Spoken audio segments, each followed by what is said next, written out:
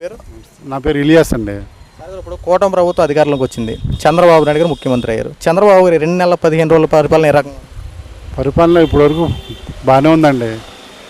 తర్వాత ఈ అన్న క్యాంటీన్ ఒకటి ఓపెన్ చేశారు. తర్వాత ఈ పెన్షన్లు కూడా కరెక్ట్ టైంకి ఇస్తున్నారు. బాగానే ఉంది. ఇప్పుడు చంద్రబాబు నాయుడు గారు 4,000 రూపాయలు పెన్షన్ ఇస్తూ ఉన్నారు. అంటే దశల వారీగా పెంచకుండా ఒకేసారి 4,000 ఇచ్చారు. అయ్యో జగన్మోహన్ రెడ్డి దశల వారికి పెంచుకుంటూ ఇచ్చారు. కానీ చంద్రబాబు గారు అలా చేయకుండా ఒకేసారి 4,000 ఇచ్చారు. దీన్ని ఎలా చూడొచ్చు మనం? మా ప్రజలు కూడా అండి చాలా ఇదవుతున్నారు. కాకపోతే అండి ఒకేసారి ఇంత రాగానే వాళ్ళు కూడా మహా ఆనందం పడిపోయారు. బాగుంది. ఇప్పుడు చంద్రబాబు గారు ఉచిత ఇసుక ఇచ్చారు. అయితే వెనక డబ్బులు వసూలు చేస్తారని చెప్పి మాట్లాడుతున్నారు. అది నిజం అబద్ధం? అది లేదండి. అది చాలా అంత ఫ్రాడ్ అని మాట్లాడేదంతా. అది మట్టికి సత్యం కాదు. అది ఆయన చేస్తున్న పని బాగానే ఉంది. ఉచిత ఇసుక అనేది బాగుందండి. ఆర్టీసీ బస్సులు ఉచిత ప్రయాణం ఏర్పాటు చేశారు.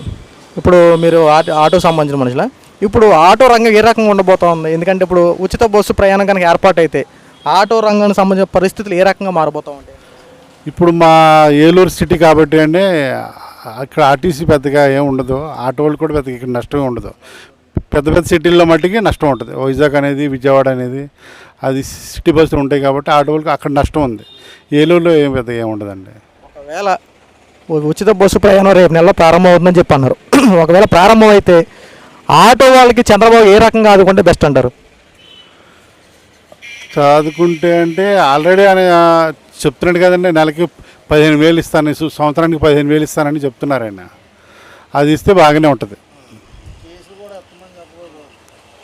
ఆటో సంబంధించి కేసులు ఇటువంటివి అని రాస్తూ ఉంటారు కదా, అవి ఏమన్నా మీకు ఏమైనా ఇబ్బందికరంగా ఉన్నాయా? మార్పులు చేర్పులు చేస్తే బాగుంటాయి? లేదండి. అంతకుముందు జగన్ గారి గవర్నమెంట్లో అండి నాకు 12,000 కేసులు ఉన్నాయండి. జగన్ గారి గవర్నమెంట్లో. ఈ చంద్రబాబు నాయుడు గవర్నమెంట్ వచ్చాక ఇప్పుడు ఏం కేసులు ఏమి లేవండి. మరి ఈ కేసులు కూడా తీపిచ్చేస్తే బాగుంటుందండి. దాని మూలంగా మాకు 12,000 ఉన్నాయి మా కేసులు దాని మీద. ఇప్పుడు చంద్రబాబు నాయుడు పేదల ఆకలి తీర్చే విధంగా అన్న క్యాంటీన్ ఏర్పాటు చేశారు. గత ప్రభుత్వంలో 5 సంవత్సరాలు అన్న క్యాంటీన్ తీసేశారు. కనీసం పేరు మార్చి పెట్టుకున్నా బాగుండేది. అలాంటిది ఏమీ లేకుండా అన్న క్యాంటీన్ తీసేసి పేదవాడి దగ్గర నోటు కూడలాగినట్టు చేసినట్టు ఉంది వ్యవహారం. దీన్ని మనం ఎలా చూడవచ్చు అంటారు? లేదండి, జగన్ గారు చేసిన పని అది చాలా రాంగ్ అండి. అది మళ్ళీ ఇప్పుడు ఈయన వచ్చాక ఓపెన్ చేశారండి. చాలామంది కూడా అంటే లేబర్ ఉన్నారు కదండి, వాళ్ళ కోసం ఏమైనా పెట్టాలండి ఇది. ఎందుకంటే మామూలుగా 5 రూపాయలు పెట్టి తినేవాళ్ళు అంటే మామూలుగా మిడిల్ క్లాస్ వాళ్ళు తినగలరండి. ఇది మట్టి ఈ పథకం బాగుందండి. తినేవండి ఎవరినైనా. 5 రూపాయలు భోజనం అంటే ఇప్పుడు ఏ టీ తాగాలన్నా 12 రూపాయలు ఉంది.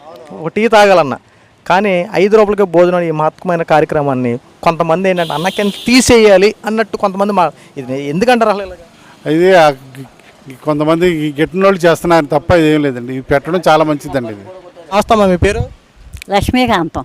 ఇప్పుడు చంద్రబాబు నాయుడు గారు పేదల పక్షాన్ని ఆలోచించి అన్న క్యాంటీన్లు ఏర్పాటు చేశారు. అన్న క్యాంటీన్లు భోజనం చేశారు మీరు?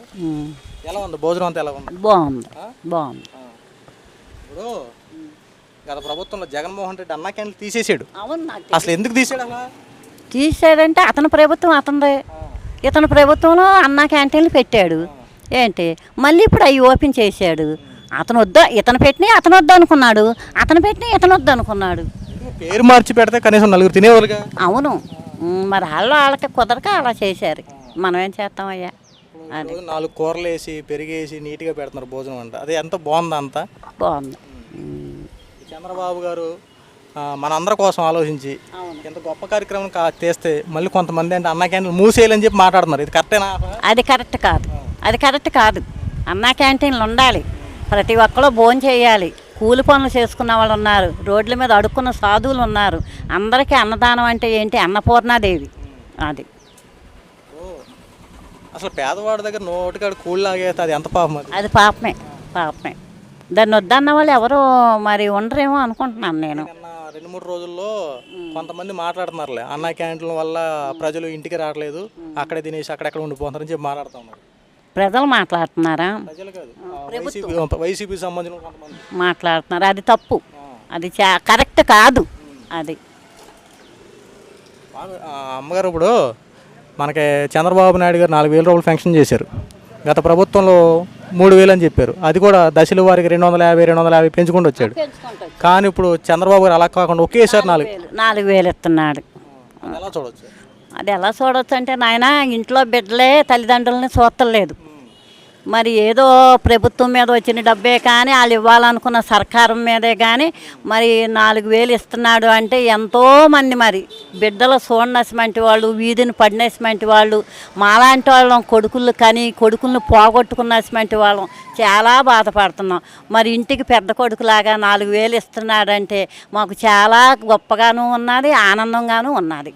అది ఇప్పుడు పేదల పక్షాన చంద్రబాబు గారు మొత్తం ఆలోచించి ఇంత నిర్ణయాలు తీసుకుంటున్నారు. అందుకనే వచ్చాడు. ఇప్పుడు అందుకనే అందరం కట్టకట్టుకొని వేసాం. అతను రావాలనే వేసాం. మా ఇంట్లోనైతే 10 ఓట్లు ఉన్నాయి, మా పిల్లలయ్యే కానీ మాయే కానీ. మరి అన్నీ కూడా అతను రావాలి, మళ్ళీ మంచి పాలన ఉండాలి దేశంలోనే వేసాం మేము. అది జగన్మోహన్ రెడ్డి కూడా పథకాలు ఇచ్చాడు, అలా ఏం అందలేదు. అయ్యి పథకాలు అందినాయమ్మా, అతను చేసినవి కూడా బాగానే ఉన్నాయి. అంటే కాకపోతే డబ్బుని విడిగా. మేము చెప్పేది ఏంటంటే అతను మంచి పనులు చేశాడు. ప్రతి ఒక్క వర్ణానికి కూడా ఉద్యోగాలు లేవు. ప్రతి ఒక్క వర్ణానికి కూడా డబ్బుని విపరీతంగా పంచాడు జనాలకి. 18 వేలని మిషనోడు కానీ, సాకలోడు కానీ, మంగళోడు కానీ, జాలర్లు కానీ ఎవడు ఈ రోజుల్లో ఇస్త్రీ చేస్తుంటే జతకు 25 రూపాయలు తీసుకుంటున్నారు. మరి అలాంటి వాళ్ళందరికీ డబ్బు విచ్చలవిడిగా పంచాడు కాదని నేను అంటలా. ఏంటి దానివల్ల ఉపయోగం ఏముంది? ఉపయోగం లేదు. అదే పేదల పాలిట సరుకులు కూడా కొద్దిగా సులభంగా ఇచ్చి ఇంటికి ఒకరికైనా ఉద్యోగం ఇస్తే మాలాంటి పిల్లలు కొద్దిగా బాగుపడతారు, మాకు పుట్టే మా మనవాళ్ళం. అంతే కదా.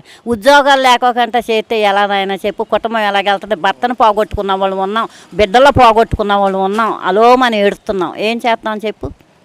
ప్రభుత్వం పూర్తిగా రేట్లు పెరిగిపోయినాయి, ప్రజల మీద భారం పడింది. భారం పడింది. కరెంట్ రేట్లు పెరిగిపోయినాయి, ఆయిల్ ప్యాకెట్ల రేట్లు పెరిగిపోయినాయి, అన్నీ పెరిగిపోయినాయి. ఇప్పుడు కరెంట్ బిల్లు ఎలా వచ్చేదమ్మా మీకు? కరెంటు బిల్లు యూనిట్కి ఇంత అని అనేవారు. మరి మాకైతే చదువులు లేవు, పిల్లలు చూసుకునేవారు. ఇంత అని వచ్చేది. 500, 600 వచ్చాయి కరెంటు బిల్లు. 1,000 రూపాయలు, 1,100 ఇలాగ వచ్చాయి. ఇప్పుడు ఫైనల్గా ఇప్పుడు చంద్రబాబు నాయుడు గారు ప్రజల పక్షాన్ని ఆలోచించి ఇంత గొప్ప గొప్ప నిర్ణయాలు తీసుకుంటే జగన్మోహన్ రెడ్డి దౌర్జన్యాలు, అరాచకాలు పెరిగిపోయినాయి అన్నాడు. ఇది నిజమేనా? ఏంటమ్మా? చంద్రబాబు గారు ఎంత మంచి పరిపాలన అందిస్తుంటే జగన్మోహన్ రెడ్డి దౌర్జన్యాలు, అరాచకాలు పెరిగిపోతున్నాయని మాట్లాడుతున్నాడు. ఇది నిజమేనా? అదేమి పెరగటం ఏమి లేదే.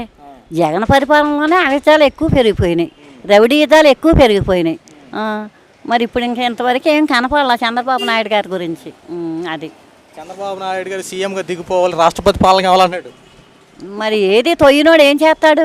ఇప్పుడు కుర్రోడు కదా, యవనస్తుడు. మరి ఒకేసారి నేను ఇంతమందికి డబ్బు పంచాను కదా, వీళ్ళొక్కళ్ళు కూడా నా మీద విశ్వాసం చూపించలేదు ఏంటి. అందుకని అతనిలో ఉన్న బాధని, ఉద్రేకాన్ని ఇలా చంద్రబాబు నాయుడు గారు దిగిపోవాలని అంటున్నారు. అది ఎలా కుదురుతుంది? ఒకప్పుడు అతన్నే దిగిపోమని అన్నారు సీఎంగా. ఏంటి అది కుదరలేదు. 5 ఏళ్ల పాలన ఎవరైనా పాలించాలి కదా, ఎవరో తీసేది లేదు, పెట్టేది లేదు. 5 సంవత్సరాల పాలన ఎవరో ఒకరు నిర్ణయించాలి. అది గెలిచినోడికే వర్తించుద్ది. అంతే కదమ్మా. అది